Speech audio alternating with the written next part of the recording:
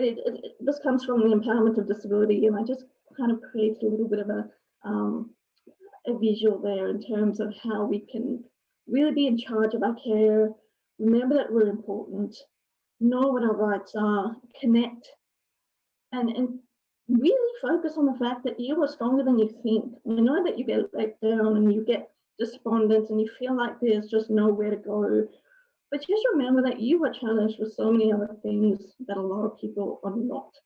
And you have done extremely well to still be where you are and to still be on this call. And I can't emphasize just how much that is and how much that means, because it's a really big component in our lives. And sometimes we just take knock after knock and we forget that we're still standing or sitting, but we're still here. And it's really important to keep those components in mind. Just to touch on self-determination, again, this refers to advocating, but it really talks about us remembering that we have the freedom to make basic choices in our lives. And that doesn't mean that if we've had a choice taken from us, that we can't make a choice in the future. It's important that we have authority over our lives, we take control, that we have support. And when we have that support, we have the right to organize that support to make it work for us.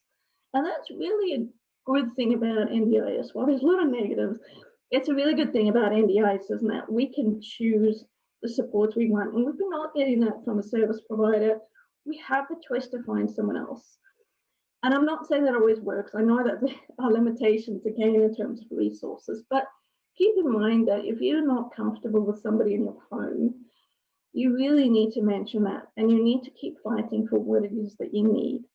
And if you don't get it from that service provider, you contact your coordinator, or you contact the NDIS, and you keep pushing until you get the support that you need. In terms of responsibility, obviously with freedom and authority comes responsibility. So having a disability should never get in the way of a person taking responsibility and being accountable for their actions. And then obviously the last one, confirmation, is really about proof of your importance, confirming that you have a role to play in what happens in your life. And there's been a lot of research around self-advocacy and self-determination, and that it really is not just about fighting against the system, it's about empowering yourself. It's really about changing your perception and how you eventually, after all of that, and you keep pushing, you keep feeling empowered, you will eventually feel listened to. You will feel less anxious about the system because you feel empowered. You feel that you have somebody on your side, or you're able to push that further and get the outcome that you need. So I guess I always focus on improving our quality of life. What is it in our lives that is missing, and how do we get that to work again?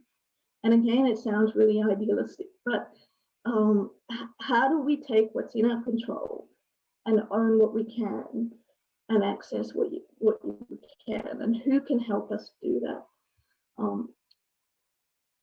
If everything else fails and we have made complaints and we haven't got the outcome that we want, it's a really good time to sit and reflect about things. And I did this after the surgery, and it was a really difficult time because I felt really helpless, and I thought to myself, well, what could I have done differently? And unfortunately, there's times where you feel, well, what if I didn't make it? I wouldn't even be here to consider these things. But it's something that you have to reflect on. What could I do differently next time? Could I go to a different hospital? Could I talk to another consultant? Could I find another surgeon? Could I find another specialist? Could I have put something different in my treatment plan? Who could I pull in to support me? Do I take somebody else with me next time? Think about what it is that could be done differently.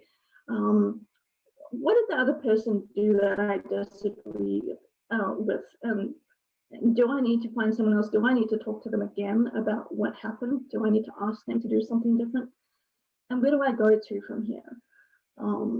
Often we've contacted someone, we've emailed someone, we phoned somebody, we're trying to get an appointment and nothing works. What do you do from there? What are your options? And what is within your control? What is completely out of your control? Because if you're trying to fight against something that's completely out of your control, you're hitting your head against the wall. You're never going to get any control of it.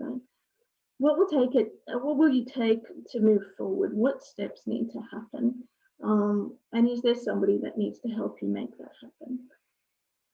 And I think always know that no matter what, no matter how isolated you feel, no matter how helpless you feel, I can guarantee, and I think Felicity can back me up, that someone is willing to listen.